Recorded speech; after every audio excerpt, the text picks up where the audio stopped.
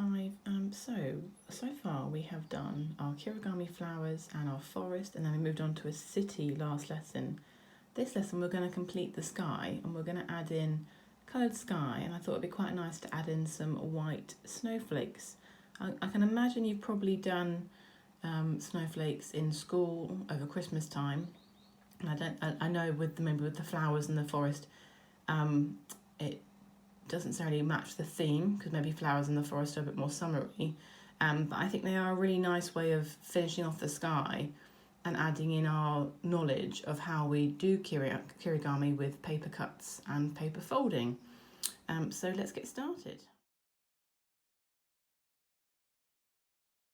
So I've just drawn out an 8 by 8 centimetre square, which I'm about to cut out, and I'm going to work smaller than I have done for the flowers, because I think it will give a really good effect. Now we are so able at folding and cutting, I think smaller and finer details are going to give some great impact. So I've cut out my square, and what I'm going to now do is I'm now going to fold it in half, and I'm going to repeat the fold many times. I'm going to fold it in half, and you can see I have got a coloured side. If you want to do coloured snowflakes, of course you can. I wanted to do a coloured background, so I'm going for white, the snowflake. So fold in half, and then we're going to fold in half again. We're going to go that way. So we're going to go this way. Now, something to be aware of with snowflakes is the reason they normally go wrong is because we cut them at the wrong point. Now, if you can see here, that is the middle, okay? And that is what you must always remember is the middle as you are folding, because if you cut this side the wrong way or you cut out the middle too much, it won't necessarily work.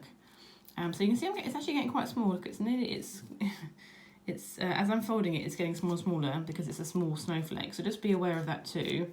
So I've now got this folded. My centre is here. So I'm now going to make sure I know where my centre is, and I'm going to fold it again, keeping my centre in the same place so I don't forget. Now, there is some kind of rule about paper where you can't fold it more than 8 times, I believe. So you might be able to squeeze out, yes you can, just one more fold here, which will make the snowflake very small, and I've still got my centre here. Okay, I'll do that in just a moment.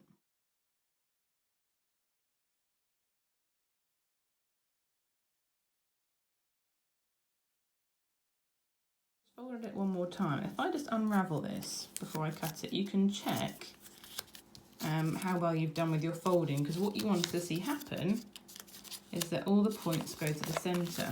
So that is the centre, which is great. So I can now see I've got 1, 2, 3, 4.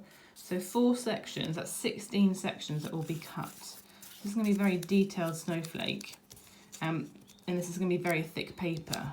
So there are 2 ways to do this. I like to draw on it first and then cut those out.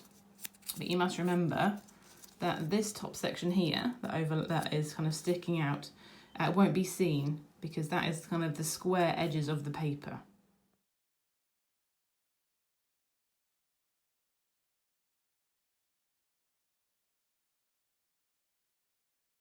I've just drawn on my lines, and because the paper is so thick, I know things aren't lining up as best as they can be.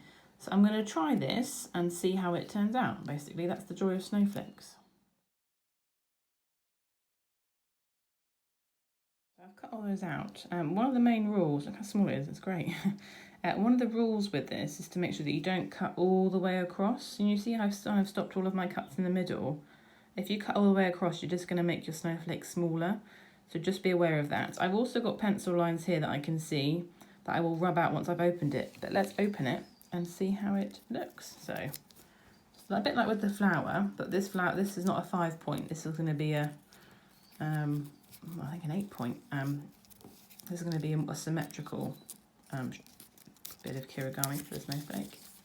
There we go. So that is with just a very kind of subtle zigzag cut out, and I can see my pencil lines are here, so I'm just going to rub those out. So that's my first one. That is an 8 centimetre snowflake.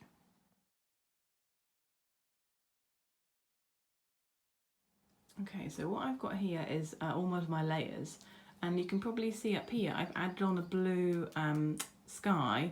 That is just a piece of A4 that's been cut in half lengthways to make a long strip, similar to how we did the city, but obviously I haven't cut it. Now I've got my first snowflake, which I'm going to put here, or I can have overlapping. And what I'm going to do now is I'm going to make a range of different sizes and different styles of snowflakes. I might also maybe just make a snowflake that's got one less fold in it to see how that changes. And I'm going to build up that sky to complete this image. Okay, so here we go. So I got the first one I did here, which was 8 centimetre, and then I've made a couple smaller ones, so a couple of 6s and a 5. Quite like this one, I have to say. That one was just done with 4 layers of folding, so I had 8 sections, and I quite like the curve on the edges. I think it was quite effective. And I've done some cutting in on this one here, and that's only an 8. So that was a 16 section, so an 8 fold. So that one was quite tricky, but it did work. And then I've added it in to my city and my forest and my flowers. So I look forward to seeing your snowflakes. Try to make a few to make the sky look correct. Just one or two might not be enough. I go for 3 or 4, or you can do more, that would be fantastic, to complete this scene that we've created. As always, please upload your photo to Teams and I will give you feedback. Thank you.